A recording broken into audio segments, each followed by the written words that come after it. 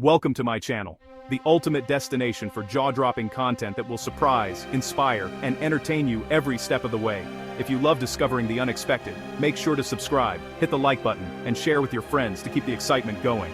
Your support helps us keep blowing minds and creating content you'll never forget. So buckle up and get ready, because this is just the beginning. The winds of change are blowing across the South China Sea. Japan may soon transfer powerful Asagiri-Class destroyers to the Philippine Navy. These warships could reshape the balance of power and boost the Philippines' ability to defend its sovereignty.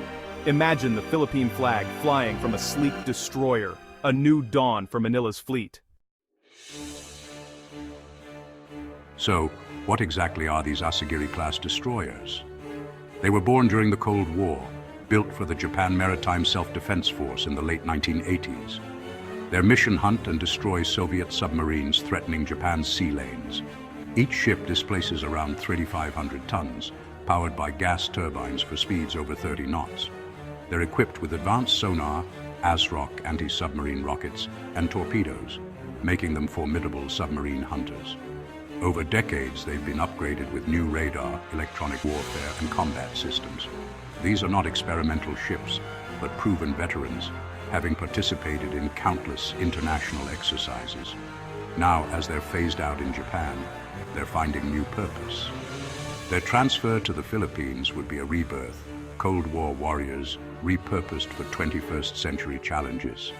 Their robust design and ASW capabilities are exactly what the Philippines needs to monitor its complex underwater terrain. They're not just old ships, they're a legacy of naval power, ready to be passed on. The Asagiri-class is set to become a cornerstone of Philippine maritime defense. To grasp the impact, compare the Asagiri-class to the current Philippine Navy fleet.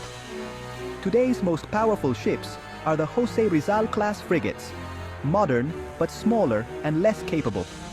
The rest of the fleet is made up of older patrol craft and former US Coast Guard cutters. The Asagiri-class destroyers would be a quantum leap, larger, more stable, and able to operate in rougher seas for longer. Their speed and firepower, main gun, Harpoon missiles, Sea Sparrow SAMs, far exceed anything the Philippines has now. Most importantly, their anti-submarine warfare suite is a game-changer. The Philippines' current ASW capabilities are minimal. The Asagiri-class would change that overnight. These ships could actively hunt submarines, denying adversaries the ability to operate undetected. This is like upgrading from a small sedan to a heavy-duty armored truck. The Asagiri-class would become the new capital ships of the Philippine Navy, transforming it into a credible blue water force. Their arrival isn't just about numbers, it's about a whole new level of naval warfare. The Philippine Navy stands on the brink of transformation. We're getting breaking news on a story with major implications for Asian security. The atmosphere here is tense, and the news from Tokyo has added new significance to every patrol. Sources in the Philippine Department of National Defense say talks are in their final stages. The Asagiri-class will be the backbone of the future fleet. The excitement is palpable among naval officers. Out here, we're shadowing a Philippine Coast Guard vessel, dwarfed by nearby Chinese ships. Imagine a 3,500-ton destroyer in its place, bristling with missiles and advanced radar.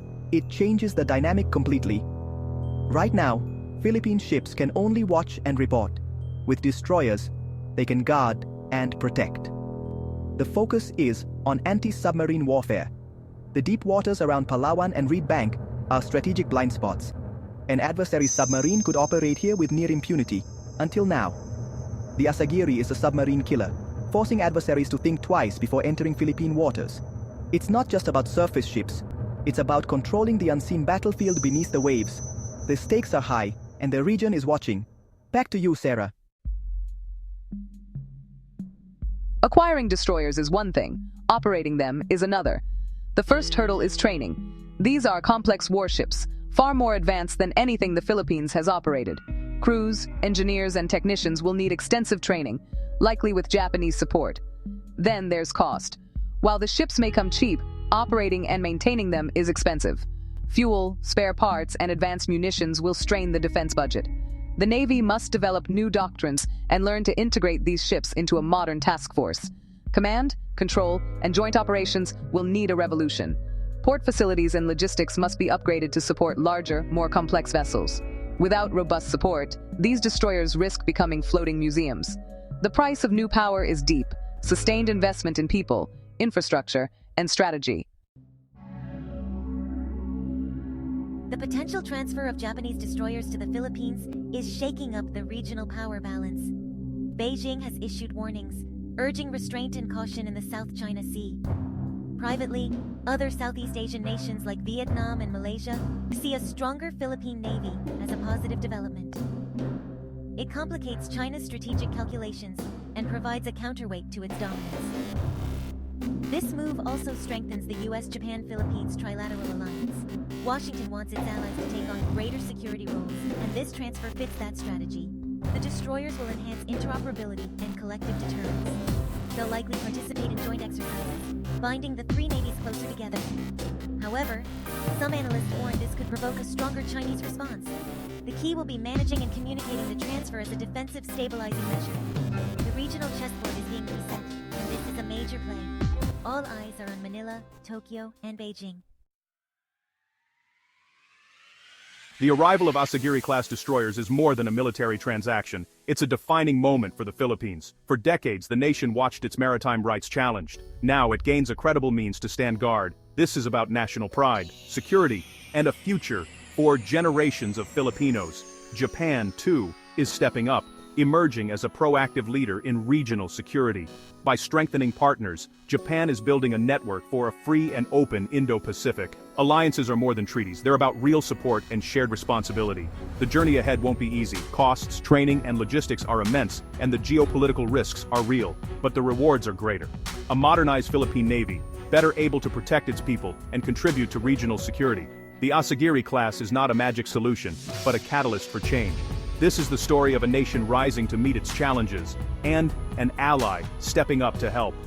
The Philippine Navy is on the cusp of transformation. The old Cold War warriors from Japan may soon find a new home as maritime guardians of the Philippine archipelago. The next chapter is about to be written, and it will be one for the history books.